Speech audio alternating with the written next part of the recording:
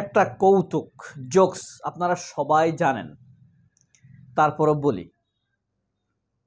একবার জিয়াউর রহমান, শেখ মুজিব এবং এরশাদ বন মানে ফরেস্ট ট্যুরে বেরিয়েছেন। তো যাওয়ার সময় কথা বলতে পারা শিম্পাঞ্জি বা বন মানুষের সাথে দেখা হয়েছে। তো তারা অ্যাভাটার মুভি দেখছেন না, অ্যাভাটারের মতো এক ধরনের প্রাণী, বন মানুষ না, ঘিরে ধরেছে এবং তারা আতঙ্কিতই বটে যে এরকম সুরতের মানুষ, সুরতের একটা প্রাণী বন জঙ্গলে এসেছে, নিশ্চয়ই কোনো ক্ষতি করতে এসেছে। তখন তিনজনকে তারা আটকে ফেলল। এখন অনেক অনুনয় বিনয়ের পর কোনো কিছুই হলো না। তো জিয়াউর রহমানের ডিপ্লোমেসি একটু হাই। সে বলল, কি করলে, কি কাজ করলে তোমরা আমাদেরকে ছেড়ে দিবে? আমাদের আটকে রেখে তো কোনো লাভ নেই, আমরা তোমাদের জন্য নিরাপদ। তখন তারা কষ্ট করে একটা কাজ দিল, এখন তোমরা তিন দিকে তিনজন চলে যাবে, দুষ্প্রাপ্য ফল সংগ্রহ করবে এবং ওই ফলগুলো যদি এক্সক্লুসিভ হয় তাহলে আমরা তোমাদের তিনজনকে ছেড়ে দেব। নিশ্চয়ই জানেন। এরপরে আরেকটা বলবো, সেটাও দেখা যাবে। এখন তিনজন তিন দিকে গেল। তো এরশাদ প্রচুর সুপারি নিয়ে আসলো, লাল ঝকঝকে।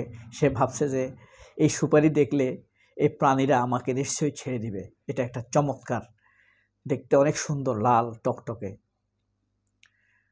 তো নেয়ার পর ওই প্রাণীগুলো হাহা করে হেসে দিল এবং সুন্দরই লাগলো। তো তারা একটা নিয়ে কামড় দিল, কামড় দিয়ে কষ গন্ধ মনে হলো, এটা ফেলে দিল। এখন তো ছাড়বে না এরশাদকে উল্টো আরও শাস্তি দিবে, তারা তাদেরকে বিরক্ত করেছে। শাস্তিটা হলো কি, ফল যদি ভালো হয় তাহলে ছেড়ে দিবে, এক্সক্লুসিভ সুন্দর ভালো মজাদার হলে, আর যদি ভালো না হয় জারটা তার গুজ্জদার দিয়ে প্রবেশ করিয়ে দেওয়া হবে পাছা দিয়ে। তো সুপারিগুলো এক একটা করে এরশাদের পাছা দিয়ে ঢুকাইতে অনেক, এরশাদ হাউমাউ করে চিৎকার করছে খুব মারাত্মকভাবে। তো যাক, শেষ কাতর, সে পরে কাতর, মুখ দিয়ে ফেনা টেনা বেরোয়, এরশাদ কাতর হয়ে গেল। সুপারি, কতগুলো সুপারি। পরে জিয়াউর রহমান আসলো একটা আম নিয়ে, ভাবছে এটা আম, সহজ সরল নিয়ে যাই, স্বাদ খাবে। তারা এটা পেয়ে তো আরো রাগ, বেটা আম তো আমরা ডেলি খাই, প্রতিদিন খাই, তুই এটা কি নিয়ে আসছিস? জিয়াউর রহমান বলে, খেতে তো পারবা, যেহেতু তোমরা খাও, ফেলে দেওয়ার মতো জিনিস না, তো আজকে এটা যে খাবে তার বাইরে যেতে হবে না, এখানেই খেয়ে রেস্ট নেবে। কোনো কিছুতে বুঝাতে রাজি হয় না। এবার তো জিয়াউর রহমান হাহা করে হেসে দিল। ওই যে বললাম তার ডিপ্লোমেসি নলেজটা ভেরি হাই, হাহা করে হেসে দিল। হেসে দেওয়ার পর বললো যে তুই হাসোস কেন বল? জিয়াউর রহমান বলে, বলবো না, আমি কি হাসতেও পারবো না? তোমরা একটু পরে মেরে ফেলবে, আমি একটু হাসলাম। কয় যতই হাসাহাসি করো, তোমার আম তোমার জায়গা মতো দিয়ে দেওয়া হবে। জিয়াউর রহমান আবার হাসি দিল। অনেক এবার বলতেছে ঘটনাটা কি? ও কয়েকটা সুপারি নিয়ে ওর জান গান অবস্থা শেষ। তুমি এই সাইজের আম নিবা, তাও তুমি হাসতেছ, ঘটনা কি? যে আবার হাসি দিল। এবার সর্দার আসলো, কানে কানে বলল, তুমি কেন হাসতেছ? আমাদের কাছে খুব রহস্যময় মনে হচ্ছে, আমরা তোমাকে ছেড়ে দিব যদি রহস্যটা বলো, কেন হাসছ? এবার জিয়াউর রহমান আবার হাসি দিল। কয় ও তো সুপারি নিয়ে অবস্থা সাইজ। জিয়াউর রহমান বলতেছে, আমাকে না হয় আম দিবা, কিন্তু শেখ সাহেব যে একটা বড় কাঁঠাল নিয়ে আসতেছে, তার অবস্থা যে কি হবে এটা ভেবেই আমি অবস্থা খারাপ। তো শেখ সাহেবকে তো একে একে দুইটা কাঁঠাল দেওয়া হইলো, 75-এ একটা কাঁঠাল দেওয়া হয়েছে, 2024 সালে একটা কাঁঠাল দেওয়া হয়েছে। আওয়ামী লীগ যেসব কর্মকাণ্ড করতেছে, খুব 2-1 মাসের মধ্যে এমন কাঁঠাল খাবে, সাইজ হয়ে যাবে। যাই হোক, এবার ফখরুলের একটা কৌতুক বলি না। মির্জা ফখরুল, সিপিবির মুজাহিদুল ইসলাম সেলিম, তারপরে আপনার এই আওয়ামী লীগের হাসান মাহমুদ, হানিফ, আওয়ামী লীগের হানিফ, এরা ওই যে সিঙ্গাপুরে চিকিৎসা নিতে যায়, সেখান থেকে তারা থাইল্যান্ড যাবে ঘোরার জন্য। চিকিৎসার প্রায় শেষ, দেশে ফিরে আসবে, তার আগে তারা থাইল্যান্ড যাবে, একটু ঘুরে ফিরে আসবে। তো থাইল্যান্ডে যাওয়ার পথে ভাবলো যে থাইল্যান্ডের পাতায়া, তারপরে আপনার ইন্দোনেশিয়ার বালি দ্বীপ, এগুলো খুব কাছাকাছি না। তো ভাবলো যে বালিতে একটু নামি আমরা, ওখানে কিন্তু ভিসা লাগে না জানেন, ইন্দোনেশিয়া থেকে। তো বালির উপরে যাওয়ার পরে ক্র্যাশ করলো পাখির সাথে, বিমান ক্র্যাশ করে পড়ে গেল। মির্জা ফখরুলের সবার অবস্থা খুব বেগতিক। মির্জা ফখরুলের একটু একটু কথা বলতে পারতেছে, সবাই নেড়ে ছেড়ে দেখলো যে কোনো মাতবল নাই, মারা গেছে এরা। এখন এটা ছিল একটা প্লেজার ট্যুর, ঠিক আছে, এখানে ভিসা লাগে না, কাগজপত্র নাই লগে, কারো থাকলেও সেটা জ্বলে পড়ে গেছে। এখন মানুষ আসছে এদেরকে মাটি খুঁড়ে ধামা চাপা দিয়ে লেটা ভেঙে দিবে, মানে ঝামেলা শেষ করে দিবে। এখন দুইটারে ধামা চাপা দিছে মাটির নিচে। মির্জা ফখরুল যখন ধরছে, মির্জা ফখরুল চট করে বলতেছে, এই আমি তো মরি নাই, তোমরা আমাকে কেন নিচ্ছ? আমি একজন নাম করা পলিটিশিয়ান। এখন বলতেছে, যাব বেড়া, পলিটিক্সরা প্রচুর মিথ্যা কথা বলে, তুই কোন দেশের পলিটিশিয়ান? কয় আমি বাংলাদেশের পলিটিশিয়ান। তাহলে তো তুই আরো মিথ্যুক, তুই যে বাইসে আসস এই কথা আমরা বিশ্বাস করি না। তুই একবার এক কথা বলস, একবার বলস হাসিনাকে মাফ করবি, আবার বিচারের সময় ধন্যবাদ দেস, আবার বলস শহীদ পরিবার খুশি হবে, তোর কথা তো আমরা, আবার বলস ভারত বন্ধু, আবার বলস তোদের নেত্রী খালেদা জিয়া। খালেদা জিয়া যদি তোদের নেত্রী হয় তাহলে ভারত বন্ধু হয় কিভাবে? এই কথা বলতেছে। না ফখরুল, তোমার বাপের নাম কি? কয় চখা। আরে তুই তো ভালো বাটপার, তোর বাপ একরকম তুই একরকম, তোদের বিশ্বাস নাই, তুই আসলে মরে গেছিস। পরে চাপা দিয়ে রেখে দিল।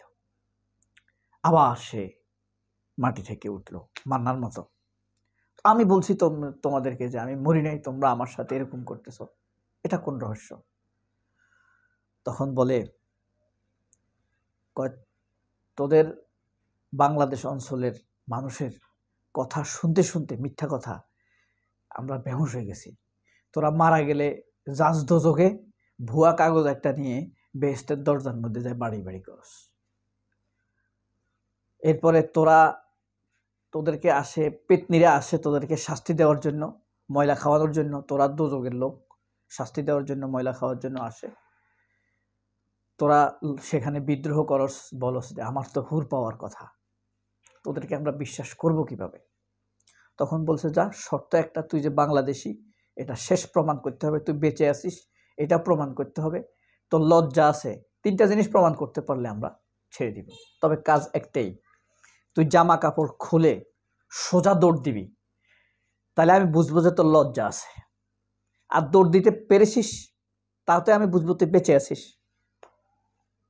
আর এই 2টা যদি করতে পারিস, তাহলে আমি বুঝতে পারবো তুই এক সময় প্রগতিশীল ছিলি। এই হলো মির্জা ফখরুলের অবস্থা। এই প্রগতিশীলরা এরকম দৌড় দিয়ে নিজেদেরকে বাঙালি প্রমাণ করবে, ঠিক আছে? তো আরেকদিন মির্জা ফখরুল এবং জিয়াউর রহমান একসাথে বসে আছে, বহুদিন আগের কথা। এমন সময় জিয়াউর রহমানের সময় সেনাপ্রধান কে ছিল? এরশাদ না? এরশাদ এসে হাজির। তো এরশাদ বলতেছে, স্যার আমার তো ছুটি লাগবে 2 দিনের। কয় কেন? কয় স্ত্রী অসুস্থ।